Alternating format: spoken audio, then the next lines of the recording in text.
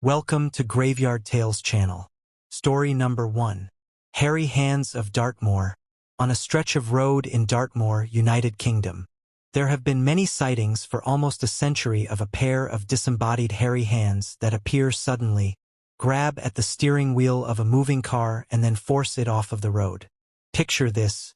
You're driving along the narrow, misty, moonlit moors. It's a dark, cold night. All of a sudden, the steering wheel or handlebars are grabbed by a gruesome pair of grotesque, hairy, calloused hands that are inhumanly strong and do their best to fight you for control of your car. That's a story that's been repeated many times since the first incident in 1921, when a Dartmoor prison guard was killed as his motorcycle went out of control and crashed. The tale was related by his children who were riding in the sidecar. All they heard was their father shouting at them to get off the bike and apparently wrestling with the steering. They jumped clear and survived. Their dad did not. This happened again when another motorcyclist and passenger were driven off the road at the same spot. This time the passenger saw a large hairy hand grab the handlebars and forcibly crash the bike. In 1924, a young couple were camping in a caravan in the area, and the woman was awoken in the middle of the night by a large disembodied hand, covered in hair, crawling up the outside of the caravan window.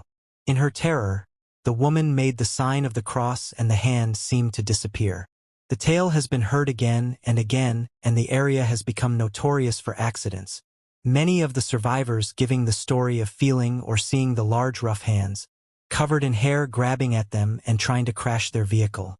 Rumors abound that the hands are the ghost of an old man who was hit by a car and killed on that road, the ghost of a deceased Dartmoor prison inmate, or some kind of evil spirit wandering the moors. Whatever they are, it's certainly a good idea to take care if you find yourself driving around the lonely country roads of the UK. Story number 2. New message. When I was 16 years old, I got my first cell phone. It was a normal flip phone, one that blinked red when I had a new text message. The first time I got one of the messages, I didn't think much of it. Him. I love you. Me. I think you have the wrong number, sorry. LOL. Him. No, I love you. Me, really? Well, who are you? Him, your true love. I showed the message to my friend Kirsten. She just laughed and shrugged her shoulders. I didn't reply to the mysterious man's text message and promptly forgot all about it. I figured the poor guy had probably been trying to date some girl and she gave him a wrong number to get rid of him. When I was 17 years old, I got a new BlackBerry phone, which still had the red blinking light for new messages. I also got my first boyfriend. His name was Todd. One day, in the middle of class, I noticed the red light blinking inside my purse. Making sure the teacher wasn't looking, I pulled out my BlackBerry, held it under my desk and read the message. Him. Where have you been? Me. Who is this? Him. I missed you, baby. You miss me too? Me. Sorry, wrong number. Him. Don't play with me. Sweet thing. Me. Seriously, you have the wrong number. I have a boyfriend. Bye. There was no response. 2 days later, I received another message. Him. Jenna? He knew my name. I don't know how, but he knew my name. I showed the message to my boyfriend. Todd took the phone out of my hand and replied with an angry message. Me, listen, dude. This is my girlfriend's phone. She doesn't know you and she doesn't want to know you. You have the wrong number. If you don't lay off, we'll go to the cops. Stop texting her. At the time, it seemed to do the trick. The mystery man never replied and I thought that was the end of it. When I was 18 years old, I got a new iPhone that went bing whenever I received a new message. I also broke up with my boyfriend. The very next day after Todd and I split up, the messages started again. Him. I've missed you. I stared at my phone in disbelief. Couldn't be the same person, could it? Maybe it was just Todd, trying to freak me out. Me. Who is this? Him. You know who this is. I'm glad you got rid of him. Me. Who? Him. That scumbag you called a boyfriend. Seeing you with him always made me mad. Me. Listen, you creep. Stop texting me. I don't know who you are or if this is some kind of joke, but stop it. Him. No. You listen, bit asterisk H. You're mine. If I see you with another guy, you'll regret it. By the way, do you leave your curtains open at night so I can watch you? I was sitting on my bed as I read the text message. Horrified, I immediately turned to look out my window. It was on the ground floor. Anyone standing in the backyard could see straight into my bedroom. I jumped up and pulled the curtains shut. Then, I called my friend Kirsten and told her what had happened. She came right over and convinced me to go to the police. When we arrived at the police station, the officers were very helpful. I showed them my phone and they managed to track the man's number. They ended up finding a battered old BlackBerry phone in an abandoned building about 2 blocks from my house. There was gooey stuff all over it, as well as on the floor. The phone was registered to a man who had gone missing a few months before. He had still not been found. I changed my phone number and, for a month or so, everything was fine. One night, I went to a party at a friend's house. A lot of the guests were playing drinking games and quite a few had passed out on the couch or were throwing up in the bathroom. At the end of the night, I realized that my purse was missing. I went around the house, searching for it everywhere, but I couldn't find it. I saw Kirsten coming out of the bathroom and begged her to help me find my purse. We eventually went outside and found my purse lying on the front lawn. All of the contents were scattered around on the grass. We started gathering everything up. Luckily, all of my money and credit cards were still there.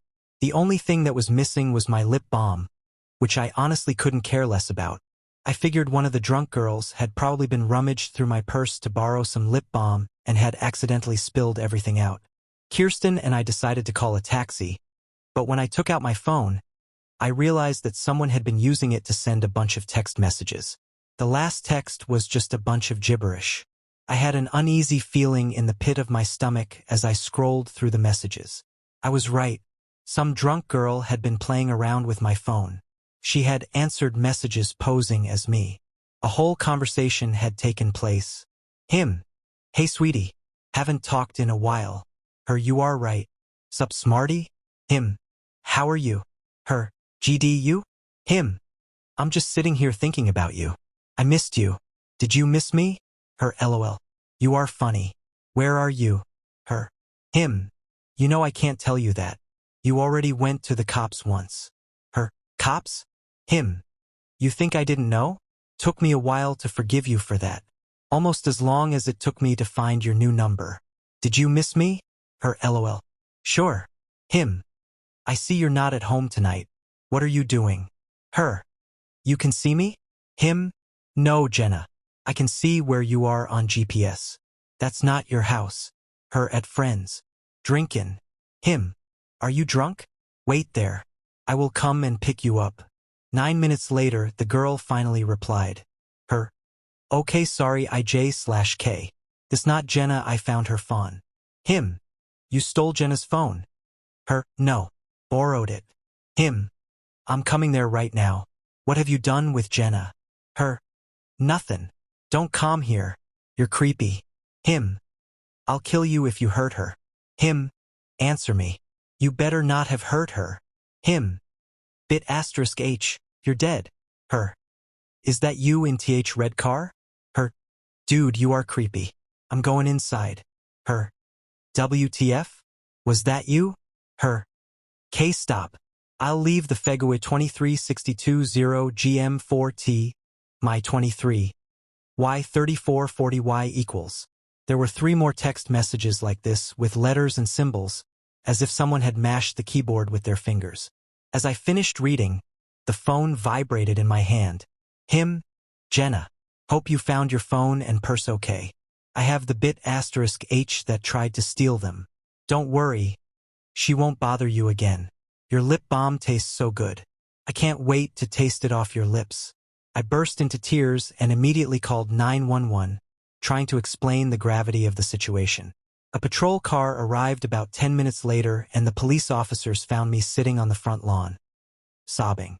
Kirsten was trying to comfort me and a bunch of partygoers gathered around me, trying to figure out what was happening. There was a man and woman officer. The man was older and bald, but the woman looked only a few years older than me and looked worried. I tried to tell them what happened but ended up just handing them the phone while choking out things like texting me since I was 16 and already went to cops and help her. As soon as the police figured out what was happening, they ran back to the patrol car and called it in. Hours later, using GPS, they managed to locate the other phone. It was in a lake. They pulled the lifeless body of the drunk girl out of the icy water. The phone had been stuffed halfway down her throat. When the police identified her, it turned out I had only met her once and we only had one friend in common. Even though I didn't know her, I went to her funeral and listened to all the kind things her friends and family said about her. So many people loved her. I felt terrible about what had happened. The guilt was unbearable, and even though everyone told me it wasn't my fault, I still blamed myself. The stalker had made me feel completely vulnerable. I was afraid that he would keep on finding me.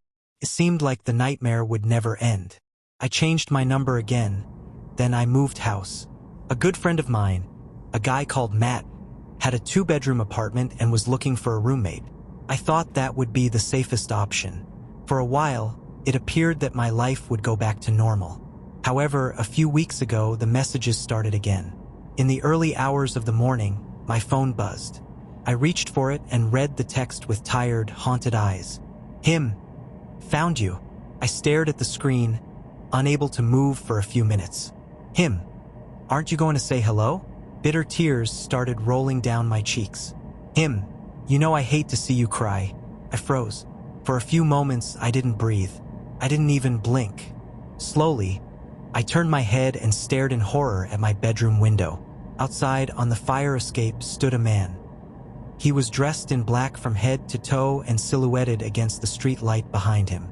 All I could see clearly was the palm of his hand, pressed against the window. His hot breath was fogging up the glass. I didn't wait to see what would happen. Jumping out of my bed, I ran down the hallway and burst into Matt's room, screaming at him to call the police. He was jolted out of his slumber. "Jenna, what is it?" he asked. "The man I told you about," I shouted in terror. "The stalker. He's here. Outside my window. Call the police." He was too stunned to move. I grabbed his phone and called the police myself.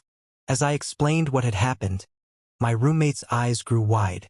He reached into his closet, grabbed a baseball bat, and set off down the hallway. I tried to call him back, but he didn't listen. His footsteps came to a stop and I heard angry voices and the sounds of a struggle.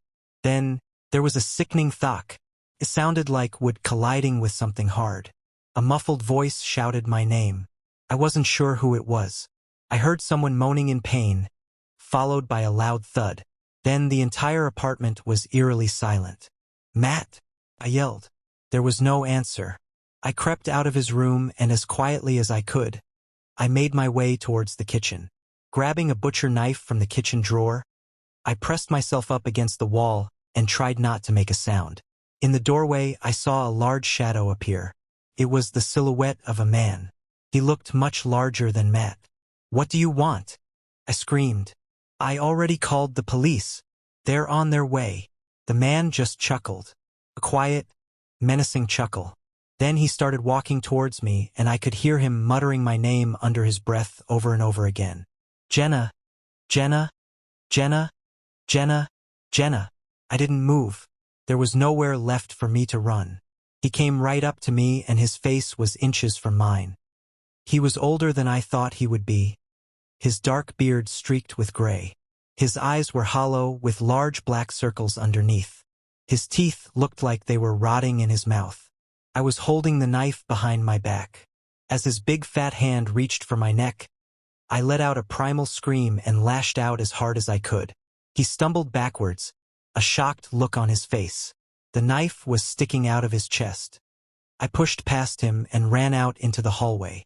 He tried to follow me, but when I looked over my shoulder, I saw him drop to his knees.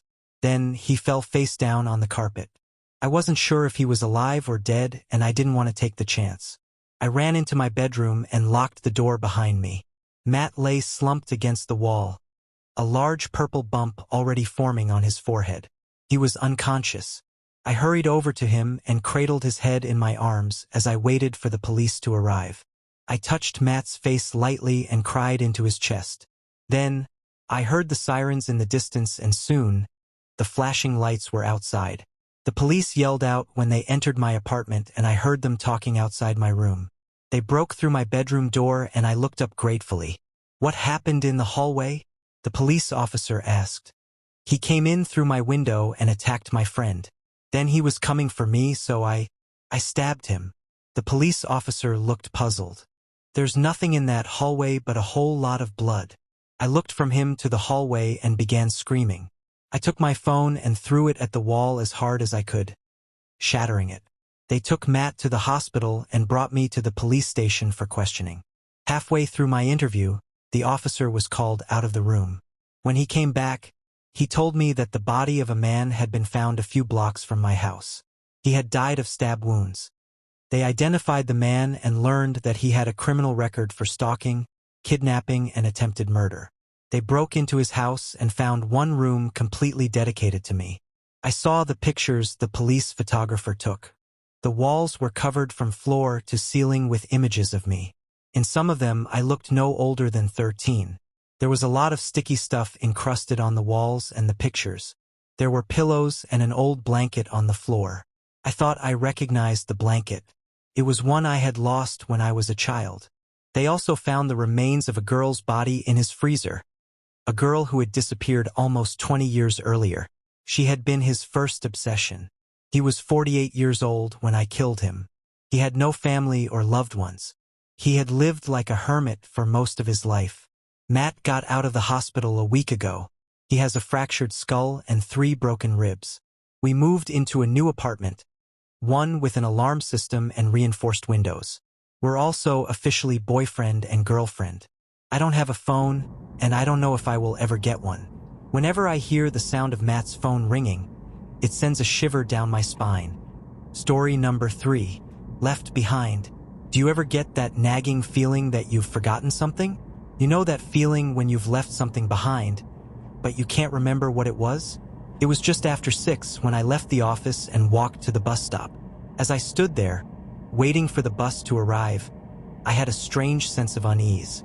I felt as if I had left something important behind, but I couldn't think what it was. Maybe it's nothing, I tried to assure myself, but something was nagging at me. I felt like going back to check, but I was too tired. I just wanted to get home. When the bus came, I piled in with the other passengers. As usual, all the seats were taken. I clung to the handrail as the bus lurched back and forth. I bumped into the man behind me and said, "I'm sorry," but he just looked away. More and more, I felt that I had left something important at the office. The farther the bus carried me from the office, the more certain I became of it. I went over the day in my mind. I thought about my creepy boss staring at me all day. I thought about the other secretaries gossiping about how he had a crush on me. I thought about the letters he told me to post. Had I forgotten them? Of course not. I thought about the meetings I had to schedule. Had I scheduled them? Of course. I racked my brain for some clue as to what I had forgotten. I told myself that I would feel better when I got home. The uneasy feeling wouldn't leave me. I got off the bus at my usual stop, but when I came to the lane that led to my house, I finally gave in. There's no use, I thought. This will be nagging at me all night. I have to go back to the office and see what it was that I overlooked. As tired as I was, I made my way back to the bus stop, back to the office. I was just doing this to put my mind at ease. As I got off the bus, I heard the clock strike 7. I walked quickly up the side street to the office and turned the key in the door. Quickly, I ran up the stairs. When I opened the office door, I suddenly stopped in my tracks. To my horror, I recognized what it was I had left behind. It was me. My body was lying strangled on the floor. Hey, thanks for watching my video. Please subscribe my channel and like the video.